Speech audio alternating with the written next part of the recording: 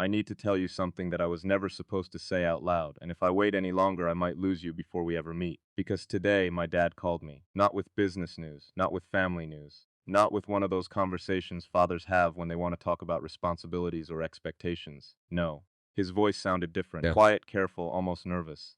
And before he said anything else, he told me something that made my heart stop. He said, I think I finally found where she is. You, the woman I've spent years imagining but have never met. The woman who somehow became part of my future long before she became part of my life.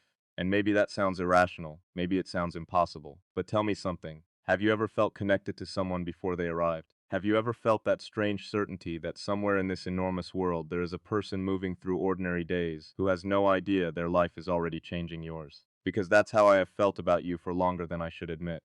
The strange thing is, when my dad said those words, I wasn't excited. At least not immediately. I was terrified because suddenly this wasn't a dream anymore. It wasn't a possibility. It wasn't some distant future hidden safely behind years of uncertainty. It became real. And reality is dangerous. Dreams can't reject you. Dreams can't leave. Dreams can't decide you're not enough, but real people can. And for the first time, I realized something I had been avoiding.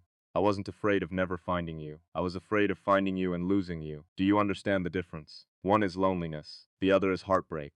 And heartbreak always hurts more because loneliness only imagines what could have been. Heartbreak knows exactly what was lost. For years I've built companies, I've taken risks, I've made decisions that people said were impossible. But none of those things frighten me the way this does because businesses recover, money returns, fell feelers become lessons. But what happens if the right person walks into your life once and you let her walk away? What happens if the future you've secretly been hoping for finally appears and you're too afraid to reach for it? I've been asking myself that question all day, and honestly, I don't know the answer.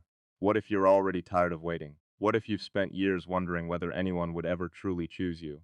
What if life has disappointed you so many times that you've stopped believing promises? Because if that's true, I understand more than you think. You know, people assume confidence means certainty. They assume successful. Men always know what they're doing. But there is a truth almost nobody sees. Some of us become ambitious because we're afraid. Afraid of being overlooked, afraid of being forgotten, afraid of not being enough for the one person we hope will eventually matter most. Maybe that's why this affects me so deeply. Because I don't care whether the world understands me. I care whether you do.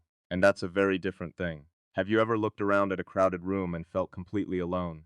Have you ever smiled while secretly wishing someone could see through the smile? Have you ever wanted companionship so badly that you convinced yourself you didn't need it? I have more times than I can count. And maybe that's why my dad's words hit me so hard. Because they forced me to face a possibility I had carefully avoided. Maybe you're not as far away as I thought. Maybe our lives are already moving toward each other. Maybe every disappointment we've survived was quietly leading us to the same destination.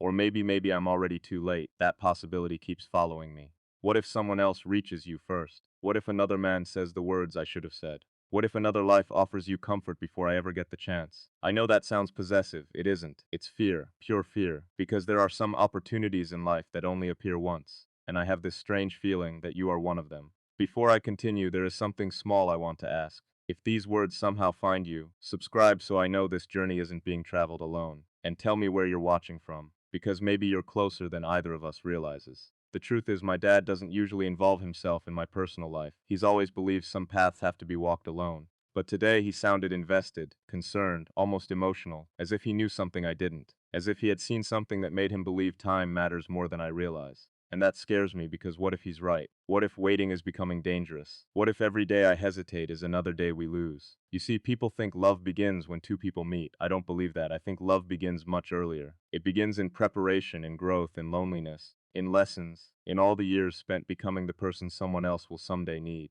And if that's true, then maybe we've already been traveling toward each other for a very long time without realizing it, without knowing each other's names, without knowing each other's faces, but still moving closer. The question that keeps me awake tonight is this: if I finally found you, would you recognize me? Not my success, not my reputation, not the version of me the world sees me. The man underneath all of it, the man who still worries, still doubts, still wonders if he's worthy of the love he's searching for. Because if you saw that version, would you stay or would you leave? And there's something else bothering me. Something I haven't been able to stop thinking about since my dad made that call. He said one sentence before hanging up.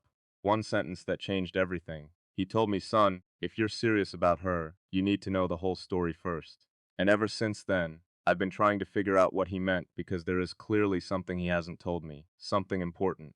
Something that could change everything I think I know about you.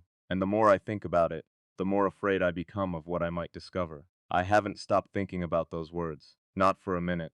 Son, if you're serious about her, you need to know the whole story first. Most people would have immediately called back. Most people would have demanded answers. But I didn't because something inside me already knew that whatever he was talking about wasn't going to be simple. And sometimes the truth becomes heavier the closer you get to it. That night, I sat alone for hours. No meetings, no screens, no distractions, just silence. The kind of silence that forces you to hear things you've been avoiding. I kept asking myself the same question. Why now? Why after all this time? Why would my father suddenly involve himself in something this personal? The answer terrified me because maybe he wasn't trying to help me find you. Maybe he was trying to prepare me for losing you. And the strange thing is, the moment that thought entered my mind, I couldn't get rid of it. What if there was something about you that would make me walk away?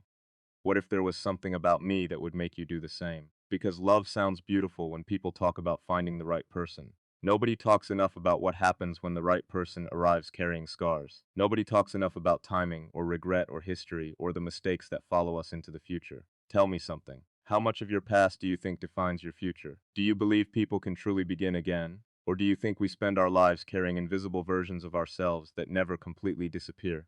I don't know. I wish I did because the closer I feel to you, the more questions appear. And some of those questions are uncomfortable. What if you've already loved someone deeply? What if you've already had your heart broken? What if there are nights when you still think about things you never say out loud? Would that change how I feel? No. At least I don't think so. But knowing something intellectually and living it emotionally are very different things. A few days later, my father finally agreed to meet me. The entire drive there felt wrong. Not bad, just heavy like the air before a storm. When I arrived, he didn't speak immediately. He looked older than I remembered. Not physically, emotionally, as though he had spent days carrying a conversation he didn't want to have. And then he asked me something unexpected. He said, "Do you love the idea of her or do you love her?" I couldn't answer because I didn't know. Maybe that sounds ridiculous. How can someone love a woman they haven't met? But that's not really what he meant. He was asking whether I loved a fantasy, a perfect image, a future I invented, or whether I was prepared to love a real human being, a complicated one, a flawed one, a woman with fears and wounds and doubts and contradictions, a woman who might not fit the picture I created. And for the first time, I realized I wasn't sure. That realization shook me, because all my certainty suddenly became fragile. The future I had imagined for so long began to blur. And that's when something happened that I never expected. For the first time, I considered giving up, not because I stopped caring, because I cared too much. There is a strange kind of pain that appears when something matters enough. You become afraid of touching it, afraid of ruining it, afraid of discovering it wasn't what you hoped. And for several days, I convinced myself maybe I should stop searching, maybe I should let life decide, maybe I should stop trying, maybe you weren't meant for me after all. But every time I tried to walk away, I thought of you. Not your face, not your voice, the feeling of you, the possibility of you, the future version of us that somehow refuses to disappear. And then my father finally told me something he had been hiding, something that changed everything, something I still struggle to process. He looked directly at me and said, "I haven't told you the real reason yet." Then he stopped. Just stopped, as if even he wasn't sure whether he should continue. I remember my heart pounding. I remember feeling anger, fear, and patience, every emotion at once. And then he said something that completely shattered my expectations. He said, "She may not believe in love anymore." I didn't speak. I couldn't because that possibility had never crossed my mind. Not truly. I had spent so much time wondering whether I would find you. I never stopped to ask what life had done to you before I arrived. Maybe someone broke promises they should have kept. Maybe someone abandoned you. Maybe someone made you question your worth. Maybe life simply became too exhausting to trust another dream. And suddenly this stopped being about finding you.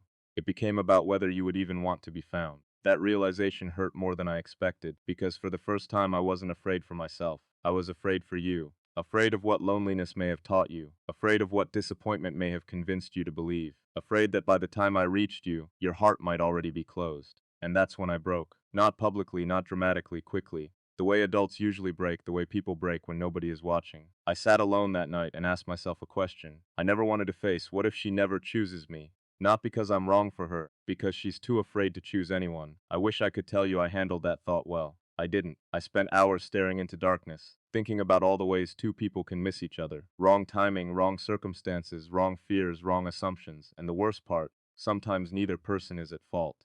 Sometimes life simply arrives with bad timing. But then something happened that made everything even more complicated. A woman entered my life unexpectedly. Someone intelligent, kind, respectful. Someone who made perfect sense on paper. Someone everyone around me seemed to approve of. For a moment, a dangerous moment, I thought maybe I should stop waiting. Maybe I should choose certainty instead of possibility. Maybe I should build a future with someone available rather than someone unknown. And for a few days, I seriously considered it. I need you to understand how close I came. Closer than I want to admit, because certainty is seductive.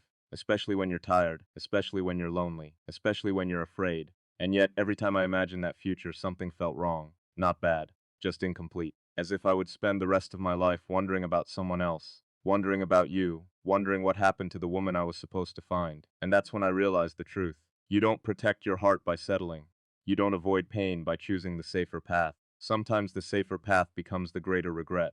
So, I stepped away, not because she wasn't wonderful, because she wasn't you, or at least she didn't feel like you. And now everything feels more uncertain than ever because my father recently discovered something else. Something he says changes everything. Something connected to where you are. Something connected to why our paths haven't crossed yet. And according to him, once I learn it, there may be no turning back. For a long time, I thought the hardest part would be finding you. I was wrong. The hardest part was becoming the kind of man who could face the truth once I did. Because after everything my father had already told me, after all the uncertainty, all the questions, all the nights spent wondering whether I was chasing a dream or a destiny, he finally sat across from me and revealed the thing he had been carrying all along. And when he did, everything became frighteningly simple, not easier, just clearer. The strange thing about clarity is that it doesn't always bring comfort. Sometimes it removes your excuses, sometimes it forces a decision. And decisions are dangerous because once they're made, there is no returning to the person you were before. I remember staring at him, waiting, trying to prepare myself for whatever was coming. Maybe you were engaged, maybe you had moved away, maybe you had chosen another life. Maybe there was something about your past that would challenge everything. I believed. My mind created 100 different possibilities, but none of them were correct. My father looked at me and said quietly, "The reason you haven't found her isn't because she's hiding from you." Then he paused. "The reason is because you've been looking in the wrong direction." At first I didn't understand. I thought he was speaking metaphorically. I thought he was talking about priorities or timing, but he wasn't. He was talking about something much deeper. For years, I had imagined finding a woman who would complete my future, a woman who would fit perfectly into the life I was building, a woman who would understand my ambitions, my goals, my vision. But my father told me something I desperately needed to hear. He said, "Son, you've spent years asking whether she's right for you." Then he leaned forward in almost no time asking whether you're becoming right for her. That sentence hit harder than any business failure I've ever experienced because he was right. I had been measuring love through the lens of my own expectations, my own hopes, my own loneliness, my own desires. But real partnership isn't about finding someone who enters your life and makes everything easier. Real partnership is becoming someone capable of carrying another person's fears without running from them. Someone capable of loving a human being instead of a fantasy. Someone capable of staying when reality becomes complicated. And suddenly I understood why he had been so concerned. He wasn't worried about whether I would find you. He was worried about whether I would recognize you because love rarely arrives looking exactly like our imagination. Sometimes it arrives carrying grief. Sometimes it arrives carrying uncertainty. Sometimes it arrives exhausted. And sometimes it arrives convinced it is too late. That realization changed everything. But what happened next nearly broke me all over again. Because after that conversation I learned something else. Something that made my chest tighten, something that forced me to confront my greatest fear. You had almost disappeared from my future. Not because you were gone, not because another man had taken your place, because life had convinced you that your story was already written. My father had learned enough to understand one thing. You had stopped expecting miracles. You had stopped believing that extraordinary things still happened. And when I heard that, I couldn't stop thinking about you. I imagined you sitting alone somewhere carrying years of disappointments nobody else could see. I imagined you convincing yourself that certain dreams belonged to younger people, that certain chances had already passed, that certain chapters would never be written. And the thought devastated me because what if the only thing standing between us was belief? What if life hadn't separated us? What if hopelessness had? Tell me something. Have you ever reached a point where protecting yourself felt safer than hoping? Have you ever lowered your expectations because disappointment became too familiar? Have you ever convinced yourself that wanting less would hurt less? I think many people do, and maybe that's why so many beautiful futures never happen. Not because they were impossible, because somebody stopped believing they were still possible. For weeks I carried that realization everywhere, and during those weeks something changed inside me. The fear of losing you didn't disappear, but it transformed. Before I was afraid of rejection, now I was afraid of silence, afraid that neither of us would take the risk. Afraid that two people could spend years waiting for certainty that never arrives. And then one evening, everything again finally became clear. Not through a conversation, not through advice, not through logic, through regret. I imagined myself 20 years older. I imagined looking back. I imagined all the companies, all the achievements, all the success. And then I imagined one question. What happened to her? What happened to the woman you couldn't stop thinking about? The woman you were afraid to pursue. The woman who kept appearing in your heart no matter how many distractions life offered. And in that imagined future, I realized something terrifying. I didn't fear rejection. I feared never knowing because uncertainty lasts longer than heartbreak. Heartbreak heals, questions don't. And that was the moment everything changed. That was the moment I stopped waiting for perfect timing.